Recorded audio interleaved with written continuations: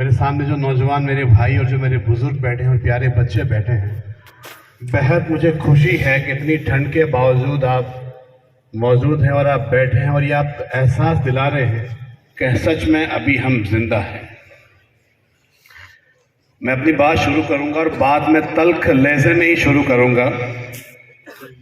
وقت کی فکر کر نادا، مصیبت آنے والی ہے، تیری بربادیوں کے مشورے ہیں آسمانوں میں، نہ سمجھو گے تو مٹ جاؤ گے اے ہندی مسلمانوں، تمہاری داستاں تک نہ ہوگی داستانوں میں۔ ہمارا رب ایک ہے، ہمارے نبی ایک ہے، ہمارا قرآن ایک ہے، ہمارا کعبہ ایک ہے، پھر بھی ہم بٹے ہوئے ہیں۔ تو کیسے بٹے ہوئے ہیں اس پہ آپ غور و فکر کیجئے گا، کیونکہ وقت بہت مختصر ہے اور کافی حضرات جو ہیں ان کی باتیں آپ کو سننی ضروری ہے۔ میں بات کروں گا حالات پہ، جس دور سے آج ہم گزر رہے ہیں اس حالات پہ میں بات کرنا چاہوں گا۔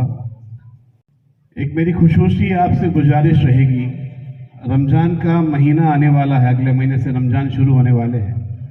جو مسافر آتے ہیں چندے کے لیے، مجھے یہ پتا ہے کہ زندگی میں ایک بار مجھے موقع ملا تھا، مفتی صاحب میں آپ کے والد کے ساتھ بیکانیر گیا تھا چندے کے لیے، تو مجھے ایسا محسوس ہوا کہ دنیا کا جو سب سے مشکل کام ہے وہ ہے چندہ کرنا۔ میری نظر میں اس سے مشکل کام کوئی نہیں ہے۔ میں جب گیا تھا تو مجھے لگا کیا ہے، ایسے پیسے اکٹھے ہوتے ہیں، لیکن جب میں نے وہاں محسوس کیا کہ یار یہ کام تو یہ اتنے سالوں سے اللہ والے کر رہے ہیں، اللہ مطلب ان کو اور ہمت دے۔ دنیا کا سب سے مشکل کام چندہ کرنا ہے۔ تو میں آپ سے کہنا چاہوں گا کہ خدا کے لیے آپ کے پاس کوئی سفیر آتا ہے چندے کے لیے، آپ کو جو دینا ہے وہ آپ دے دیجئے، لیکن اس کو آپ یہ مت کہیے کہ آپ دوپہر میں آئیے، آپ شام کو آئیے، آپ عشاء کے بعد آئیے، آپ فجر کے بعد آئیے۔ اپنے دل پہ ہاتھ رکھ کے بتائیے جب آپ کا روزہ ہے اور جب آپ گھر پہنچیں گے اور آپ کی امی جان آپ کو کہہ دے کہ گھر میں پیاز نہیں ہے، جا کے لے کے آئے، گھر میں فروٹ نہیں ہے، تو آپ کے دل پہ کیا بیتے گی کہ امی جان میرا روزہ ہے، آپ کو پتہ نہیں ہے۔ جب آپ کے پاس یہاں گاڑی بھی ہے، کار بھی ہے، موٹر سائیکل بھی ہے، اس کے باوجود آپ تلخ لہجے میں اپنی والدہ سے یہ ذکر کر سکتے ہیں۔ آپ سوچئے وہ اللہ کا بندہ اپنے لیے نہیں، غریب بچوں کے لیے، ضرورت مند بچوں کے لیے، جو بچے قرآن کو اپنے سینے میں اتارتے ہیں، جس مدرسے میں جو بچے پڑھتے ہیں، ان کے لیے وہ آپ کے در پہ چندہ لینے کے لیے آ رہے ہیں، اور آپ ان کو کہتے ہیں ظہر کے بعد، عصر کے بعد، مغرب کے بعد۔ خدا را آپ ایسا بالکل مت کیجئے گا، انشاءاللہ اس کا آپ کو اجر بھی ملے گا۔ ایسی آپ کوشش کر کے دیکھیے گا، جو آپ کو دینا ہے آپ دے دیجئے گا، لیکن ان کو آپ پریشان مت کیجئے گا۔ اور ایک چیز اور، جو آتے ہیں، میں کہتا ہوں آپ نصیب والے ہیں، وہ اللہ والے آپ کے در پہ آ رہے ہیں۔ آپ کوشش کیجئے ان کی سحری کا انتظام کرنے کا، ان کی افطاری کا انتظام کرنے کا، اور جو آپ کھاتے ہیں اسے اچھا کھلانے کی کوشش کیجئے۔ نصیب والے ہیں جن کے گھر پہ مہمان آتے ہیں۔ آپ نصیب والے ہوں گے، آپ کے گھر پہ اگر مہمان آئیں گے، آپ اپنے اخلاق پیش کیجئے۔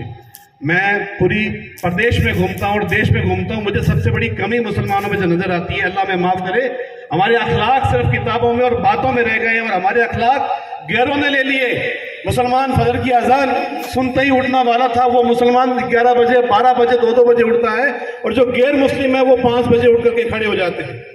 اس پہ بھی آپ غور و فکر کیجئے۔ اللہ تعالیٰ ہم سب کو کہنے سننے سے زیادہ عمل کرنے کی توفیق عطا فرمائے۔ اور ایک بات اور کہنا چاہوں گا، جو مسلمان بھٹکا ہوا ہے، تعلیم سے دور ہے، علم سے دور ہے، نشے میں چور ہے، موبائل کا بڑھتا ہوا بے انتہا سرور ہے۔ اس سے پہلے ماشر صاحب نے کہا تھا موبائل کے بارے میں آپ کو، جوا، سٹا، جینا، حرام، سارے کام مسلمانوں میں کوٹ کوٹ کے بڑھ رہے ہیں، دن بدن یہ تعداد بڑھتی جا رہی ہے۔ اس پہ بھی ہمیں غور و فکر کرنا ہے۔ آپ سب سے پہلے اپنے گھر پہ دیکھیے، پھر آپ پڑوس میں دیکھیے کہ یہ بیماریاں کیوں بڑھتی جا رہی ہے، اس پہ ہم روک کیسے لگائیں۔ اس چیز پہ بھی ہمیں غور و فکر کرنا پڑے گا۔ اچھی تعلیم کہاں ملے گی اس کی فکر کیجئے۔ اور باقی یقیناً ماشر صاحب کی بات سے میں سہمت ہوں۔ میں تقریباً 20 اسکول کے ناگور کے SMC HTMC کا ممبر ہوں۔ حالات اتنے برے ہیں کہ ہم دن بدن یہ کوشش کر رہے ہیں کہ ہمارے بچے انگلش میڈیم میں پڑھیں، انگلش بولیں، بہت اچھی بات ہے، لیکن انگلش سے بہتر جو ہے وہ آخرت ہے، اور آخرت جو ہے وہ دین کے راستے پہ چل کے ہی آپ کو ملے گی۔ اس کے لیے بھی آپ غور و فکر کیجئے گا۔ آج کل شادیوں میں ہم بے پناہ پیسے خرچ کرتے ہیں، 24 گھنٹے 48 گھنٹے کے دکھاوے کے لیے ہم لاکھوں روپے ہم شادیوں میں خرچ کر رہے ہیں۔ اس پہ بھی آپ تھوڑی سی روک لگائیے۔ یہ بربادی کی طرف رستے جا رہے ہیں. آج کل ہلدی کے کھانے ہوتے ہیں اپنے گھروں میں, آپ دیکھتے ہوں گے پیلے کپڑے پہننے کا رواج چلا ہے, جیسا لگتا ہے سارے کوئی بینڈ باجا جوائن کر کے آ چکے ہیں. اس پہ بھی آپ کو غور و فکر کرنا ہوگا. دیکھا دیکھی میں ہوڑ میں آپ اپنی نسلوں کو برباد کر رہے ہیں. صرف 48 گھنٹے کا 24 گھنٹے کا دکھاوا میں لاکھوں روپے کا آپ ٹرینڈ لگا دیتے ہیں, ڈی جے بجاتے ہیں, بینڈ باجے بجاتے ہیں, کپڑے آپ کے 20-20 ہزار کے 50-50 ہزار کے آپ کے کپڑے ہوتے ہیں. نئی نئی رسمیں جو آپ چلا رہے ہیں, اس رسموں پہ آپ روک لگائیے. اللہ کے رسول نے کتنا آسان کر دیا نکاح. میرے غیر مسلم دوست مجھے کہتے ہیں یار مسلمان سے اچھا تو کوئی مذہب ہی نہیں ہے, اتنا آسان تمہارے گھر میں شادیاں کرنا ہے, اس کے باوجود ہم نے اس کو اتنا ہی مشکل بنا دیا. کیوں؟ صرف دیکھ دیکھ کر کے. اور سب سے بڑی جو بیماری ہے نا, یہ موبائل فون ہے. سب سے بڑی جو بیماری ہے موبائل فون ہے. اس موبائل فون نے آپ کی نسلوں کو برباد کر دیا ہے. اپنے بچوں سے کہیں موبائل فون سے دور رہیں. اور آپ بھی جو انگلی ہم قرآن پڑھنے میں استعمال کرتے تھے, وہی انگلی ہم سارا دن جیسے ہی فری ہوتے ہیں ایسے چلتی ہے ہماری انگلی اس موبائل کے اندر. اس موبائل سے بھی آپ دور رہیں. نئی نئی جو رسمیں ہیں اس کو آپ ختم کریں. آخر میں ایک شعر پڑھ کے اپنی بات کو ختم کروں گا. وقت کی یہ ضرورت سمجھ لو, بہت پتے کی بات کہہ رہا ہوں, امید ہے آپ کو اثر کرے گی. وقت کی یہ ضرورت سمجھ لو, بن پڑے اب گزارا نہیں ہے. نہ کوئی رہنما نہ حکومت, کوئی بھی اب تمہارا نہیں ہے. اب قلم اور کاغذ سے بڑھ کر دوسرا کوئی چارہ نہیں ہے. پڑھنے لکھنے سے سب کچھ بنے گا, دور حاضر بھی اور آخرت بھی. کب تلک روتے روتے کہو گے دور حاضر تمہارا نہیں ہے. ہر طرف ظلم کی سازشیں ہیں, گر ان سے بچنے کی خواہشیں ہیں.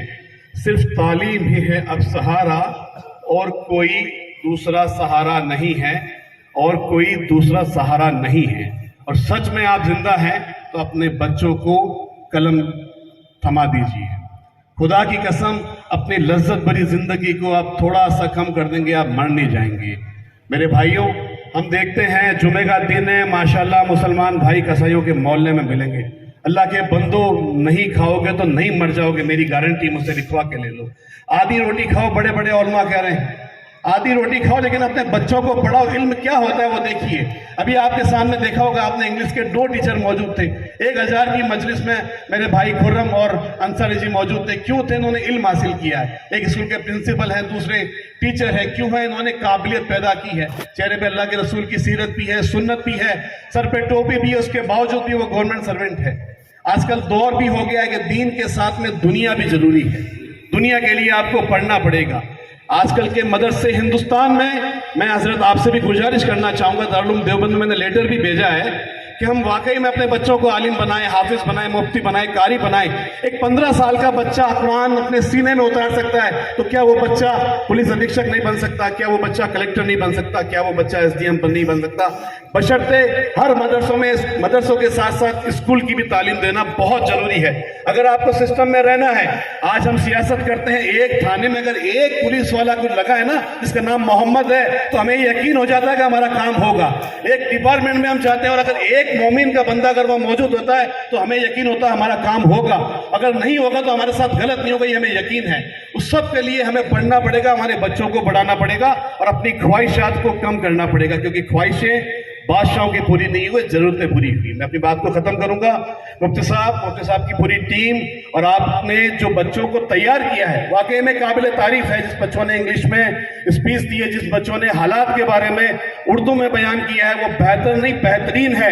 اور میں مفتی صاحب کی پوری ٹیم کو دل کی گہرائیوں سے مبارکباد دوں گا کہ اللہ تعالیٰ آپ کو اور جزائے خیر دے, اور مدرسے کے لیے ہماری جان کی بھی ضرورت پڑے تو انشاءاللہ یہ بندہ ہمیشہ حاضر رہے گا. السلام علیکم. Thanks for watching. Don't forget to like, comment, share and subscribe to Al Wahid channel.